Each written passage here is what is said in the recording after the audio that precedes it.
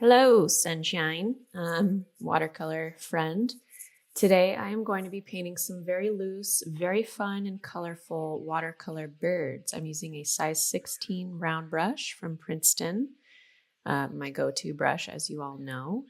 And I will be using a combination of both my Mary Blue watercolor paints and also this cheaper kind of Crayola watercolor set. So I have pink circle for the head, and then I'm going in and creating this kind of squashy shape for the orange body, and then a thin stroke for the beak, and just going after keeping all of the shapes really, really simple, using a lot of wet and wet technique. So, painting quickly as I go and picking up any extra paint or bleeds that I maybe don't like as I go.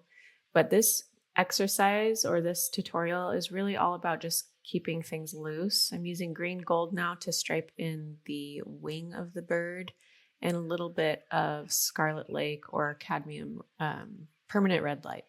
So these colors together are some of my favorites. I love a good baby pink, bright orange, the green gold and fire truck red with a little bit of brown to bring it down, and then some phthalo turquoise for the tail. And if you'll notice, I'll be doing a few more birds, so don't get stressed out if you're trying to follow along. Just watch my strokes. I feel like most of us are used to listening to a step-by-step tutorial and waiting for the next step and waiting for the next step, and all we're paying attention to are the steps. But I want you to watch this instead of listening for a step-by-step. I want you to watch it first and study my strokes. And if you need to go back and watch it a few times, by all means. This is a really good study or practice in getting your observation skills down as an artist. Instead of just being mechanical about it and robotic about it and listening for steps and then following the step and then waiting for the next one and following the next step, I want you to watch it. So watch as I start with a circle. We can paint circles. Circles are great. And it's not an even circle. It's a imperfect circle. And this is a reddish color, a little bit of a reddish orange. And then I'm grabbing a different color with a clean brush.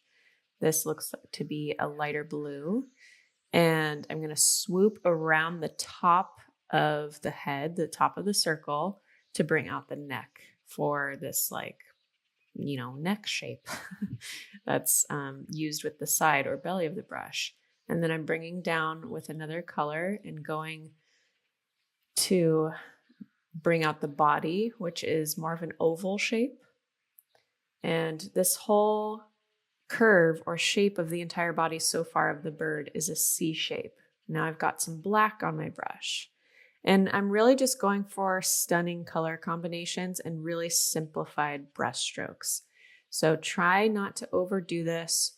I'm using the side of the brush to pull out those thicker, chunky strokes for the feathers or the tail feathers, and then the thin point of the brush for the beak, which is just going to go right in the middle of the circle on the side. And I do that last so that it doesn't bleed too aggressively.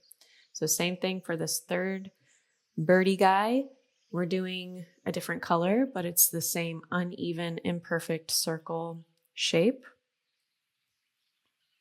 And then I'm grabbing my separate color and grabbing that side of the circle and swooping it down to follow in that C-curve motion or C-curve shape. Are you feeling uninspired lately? Are you feeling maybe a little sluggish, or like, where did all my creativity go? I feel like I can't think of my own ideas or come up with inspiration. I don't know what to paint. I stare and stare at a blank sheet of paper and I don't know what to do and when to do it. Well, I have the perfect thing just for you. It's called the Creative Recovery Challenge. We've hosted it now for several years. On the first day of spring is when we kick it off every single year, and thousands of people join us every year. It's one of my favorite things that I've ever done with my work, with my community, is this Creative Recovery Challenge. There's prompts every day. We email you with all the prompts, and there's also a community aspect to it where you can collaborate and ask questions and interact with people who are inside the community. And I don't know if I mentioned this yet, but it's totally free. And at the end of it, we received tons of messages from people who feel like they're inspired again. They feel like they finally got their creativity back, and all of these beautiful, beautiful responses and things that people unlock during this 3-day free creative recovery challenge. So if you're interested and want to learn more about it, go check out jennarainey.com/creative-recovery-challenge. We'll link to it in this video right here. Check it out. It's always incredible, always life-changing. And like I said, it's free. So what do you got to lose? So check it out and let's get back to the tutorial. So we've got green, gold, some orange, and now I'm doing a little bit of a red for an analogous colorway. There's a lot of yellow in my green. So the yellow is pulling into the orange is pulling into the red. And then it's basically just 3 shapes. You start with the uneven circle for the head, then you swoop in and build out the body with that oval shape, and then use the side of the brush to do a few flicks, maybe 3 to 5 flicks for the tail feathers. And then the beak, so 4 shapes. And then I'm going in with my smaller brush. This is a size 2 round brush from Princeton. This is dragon's blood with a little bit of permanent red light and a little bit of brown. Just for, we want to switch it up. We don't want to do your typical just straightforward brown feet or black feet. We're doing something a bit more colorful, a bit more contemporary. And I'm just doing straight lines, baby. That's it.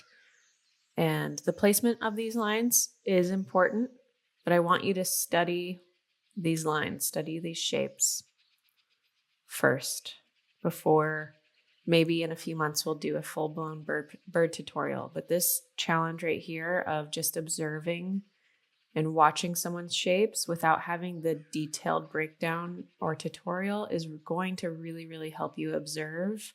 I'm giving you what the shapes are and you're seeing it. And I know that it's fast, but you can do it. Challenge yourself. One thing that I've noticed about this channel that I've had for over 5 years now, actually over 6 years, I think, is that a lot of people just get stuck in these ruts and they don't see much growth. And so I'm trying to do things differently on this channel because I really want to see people grow, and I want to see people grow in their own art practice, in developing their style, in figuring things out on their own. That's a huge part of being an artist, is being able to study something, observe something, and then give it a go. And I'm just filling in the gaps of this little piece. If we wanted it to feel like a complete piece, I'm doing with the size 16 brush and some phthalo turquoise, some compound strokes. I've talked a lot about compound strokes on this channel. If you go to any of the leaf videos that I've done, how to paint leaves in watercolor, there's a whole playlist on it if you want to check it out. But it's basically just starting with the thin stroke or the point of the brush, and then putting pressure on the brush and wiggling it back and forth, and then releasing that pressure for the tip again. So I'm going back over these leaves right here to darken some of the color because I like how deep this turquoise gets, and cleaning up some of those tips. So there you go for a little cute art print of some birdies. And you know me, recently I've been loving mixed media, adding some oil pastel, and I didn't quite wait until this was all the way dry, so it's not showing up as vibrantly, if that's a word, as anticipated, but you get the point. It's nice to add some texture. You don't want to overdo this though, so I'm just trying to keep it really simple and adding the oil pastel as kind of an accent. I've got all the supplies that I use in every single one of my videos linked in the description of every video. So if you want to know what brand I'm using or which set I'm using, it's Faber-Castell, but I'll link the exact set in the description below. Using a different color, a lighter color for the red bird to add a little bit more pop and contrast within the analogous colorway with the orange and the red. It kind of just blends together, which is totally fine. You can leave it as is, but I would like a little bit of contrast, so I'm adding that pale green.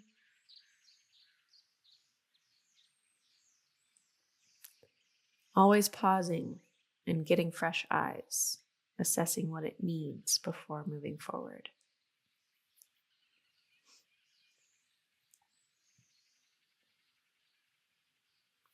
Scribbling in a few little details, getting some fresh eyes again.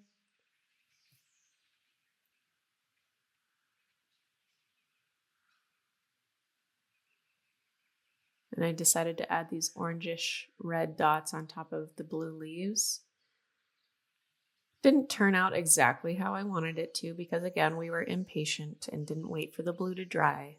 But the idea is there, and I'm going to refine it and tweak it in my next painting that I do with these leaves or birds that I add leaves to, because I think it's a fun idea and I want to keep exploring it.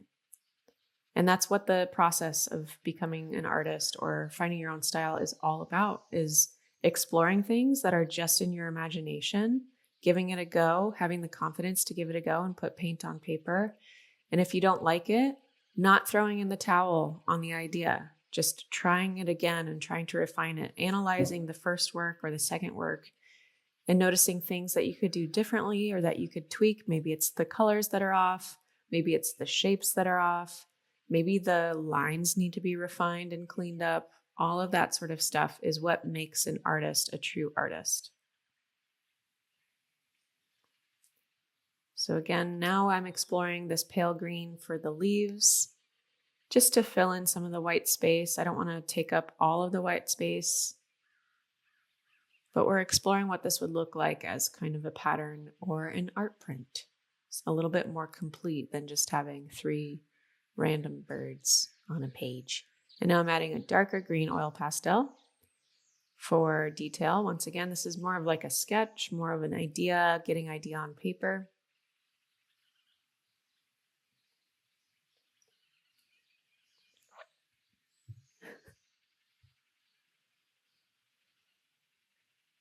And once again, this is my first time doing something like this. So this is used as my piece to analyze, to take the idea and stretch it even further once it's done, refining it, tweaking it if I need to. But I love how the colors came out in these birds.